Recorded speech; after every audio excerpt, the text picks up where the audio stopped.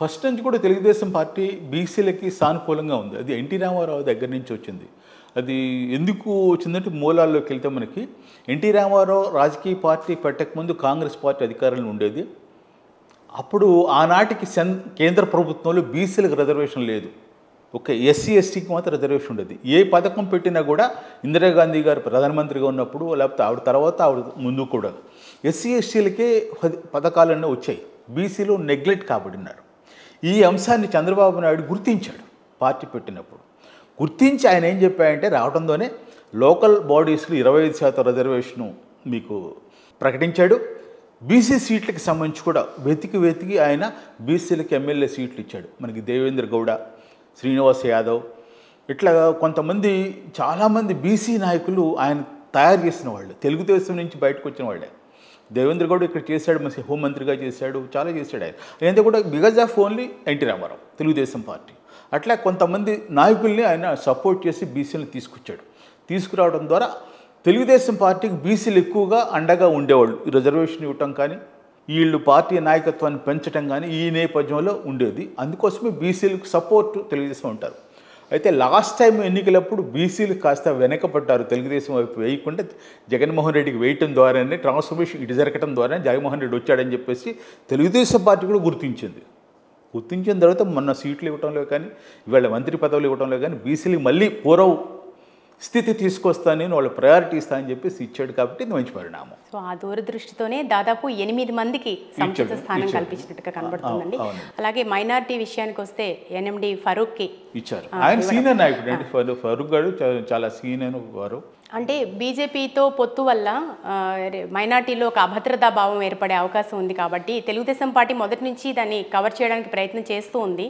So ఇప్పుడు మీకు ఒక విషయం చాలామంది చెప్తారు, మనం అనుకోం మైనారిటీస్ తెలుగుదేశం పార్టీ బీజేపీతో మద్దతు తీసుకోవడం వల్ల మైనారిటీస్ దూరం అవుతారు అని చెప్పేసి అన్నారు. కానీ ఓటింగ్లో ఎక్కడైంది అవలా. అంటే ఇక్కడ మతం అనేది కులం దూరం అవుతారు అనే విషయానికంటే కూడా ఒక రకమైన అభద్రతా భావం ఉండే అవకాశం ఉంది అని ఎవరు లేదండి. ఆ ఫీలింగ్ ఏం లేదు. మనం అనుకోవటం, మీడియాలో చెప్పుకోవడం తప్ప ఆ ఫీలింగ్గా ఉంటే మొన్న అట్లా ఓట్లు రావు. అన్ని ఓట్లు వేలకు వేల మెజారిటీ ఎక్కడి నుంచి వస్తుంది క్యాండిడేట్స్కి. అంటే మైనారిటీలు కూడా సంపూర్ణంగా వేశారు వాళ్ళు సంబంధించి. అక్కడ ఏం చేశారంటే నాయకత్వం, అక్కడ ఉన్న నాయకులు మార్చాలని కోరుకోవటం ఇవన్నీ చూసుకున్నారు తప్ప మతము కులాన్ని చూడాలి. మీకు అట్లా అనుకుంటే ఇప్పుడు మీకు అయోధ్యలో ఉత్తరప్రదేశ్లో దానికి సంబంధించి రామాలయం కట్టారు, దాని ఎఫెక్ట్ ఏమి కనిపించలేదు కదా మనకి. ప్రధానమంత్రి గారు కట్టారు, మంచిది అని చెప్పారు, జనాలు ఒప్పుకున్నారు, అంతవరకే.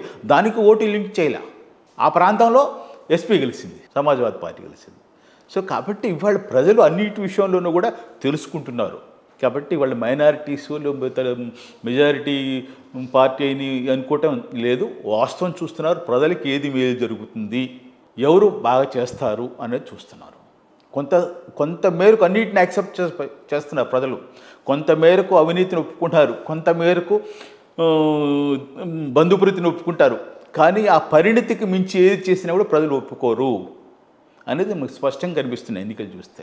ఓకే అండి, మంత్రివర్గ కూర్పులో అన్ని శాఖలకి న్యాయం జరిగిందని మీరు భావిస్తున్నారు? సహజంగా శాఖలు ఏర్పాటు చేసుకునేది ఆయా ప్రభుత్వాలకు సంబంధించి. ఇప్పుడు ఇవాళకి కేంద్రంలో బీసీలకు సంబంధించి శాఖలు ఏది ఏర్పాటు చేయమని డిమాండ్ వస్తుంది. దీనికి సంబంధించి ఇక్కడ రాష్ట్రాల్లో ఉన్నాయి. దీనికి సంబంధించి ఈ శాఖల ఏర్పాటు అనేది పరిపాలనలో భాగంగానే ఏర్పాటు చేస్తారు. ఒకే శాఖను రెండుగా చేసుకోవచ్చు. మీకు హెల్త్ ఉందనుకోండి, కుటుంబ సంక్షేమం ఉంది, అట్లాగే హాస్పిటల్కి సంబంధించి మేనేజ్మెంట్, హెల్త్ మేనేజ్మెంట్ ఉంటుంది.